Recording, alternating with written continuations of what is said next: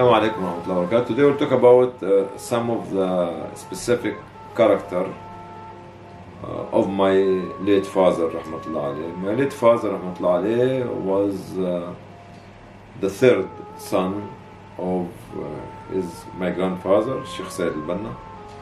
And the dream of my grandfather was to get all his children to become scholars qualified from Azhar University.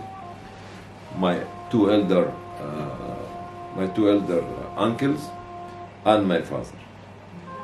So after my father finished his secondary school in Azhar secondary school in a city called Tanta, he went to Cairo to join Al-Azhar University. There wasn't a university at the time, it was a mosque. Actually, all the teaching was inside the mosque.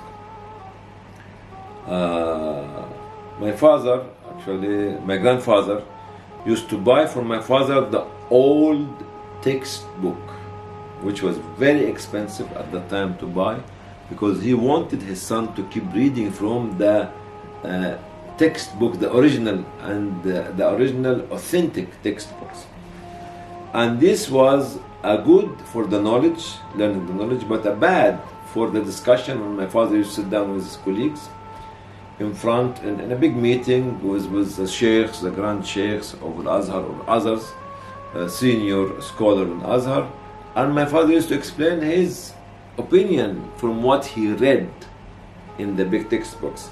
This made the young graduate like my father to be very envious of him, and they used to say something bad against my father in his absence to the senior people in Azhar, and this made him to be delayed in his appointment into Al-Azhar University as establishment, and he was made imam for about 15 years, with what's equivalent for PhD nowadays, because of the wish-washy discussion between some of his colleagues and the senior people in Al-Azhar itself. This also have been mentioned by other scholars from Egypt. One of them called Taha Hussein. He wrote it in his book, which called Al-Ayyam, or the Days of Taha Hussein al-Azhar. The house was having two powerful individuals. My mother as a social worker, receiving people, and she was a very good reader. Very good reader in history, in theology, in cookery, in politics, in others, and this is the way had been brought up in her house, in my grandfather's house from her side. And my father on the theological part. And when we sit down with people, when the discussion started to happen between my father and my mother with her knowledge used to have very powerful argument with him, and they always say, "Oh, mu'mina, oh, believing woman," yani mu'mina as a believing woman, and smiling, never criticized her in public, never put her opinion down, and always was smiling at her discussion, because she is a learner and she is an orator as well, especially in history. One incident happened to show the good character of my father. Before the revolution, which is 1952 in Egypt, there was available residential places for everybody, flats, villas and others. Later on, after those military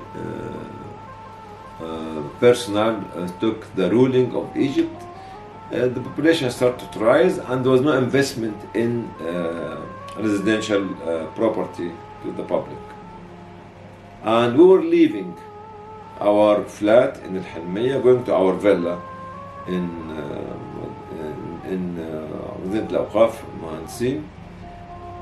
And in spite of the fact there was difference in opinion between us and the landlady of the house, at the time there was something called the key, the money for the key, يعني, which you call it in Arabic خلو رجل. And when you rent a flat, you have to pay. When we leave the flat, you have to pay. But at that time, actually, inspired the difference between us and the landlady, my father went up to her flat and gave her the key and asking for nothing, because this is her property and it's haram to take money for the key for leaving the flat. One day my father was trying to punish me. By the time his hand came down from high, like it became like rubbing my shoulder or my chest. So we used to have a big library at my father's bedroom, have tens and tens and tens of those big old authentic books, which actually become like historical, because it was for the different era of time, from the 19th centuries and from the 19th centuries. And this went up with us to our villa when we moved to the villa.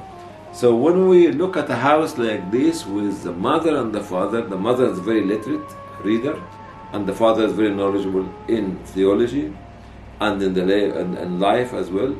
And the people, actually the visitors, the friends, the relatives who come to us, I used to enjoy all this kind of discussion and to know that actually for any opinion, there's another opinion.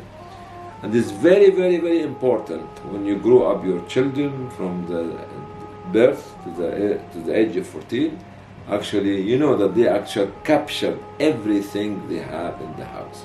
That's why I captured every detail in the house, the discussion, the fight, the argument, the visitors, the friends, and the relatives, and to impact on my life.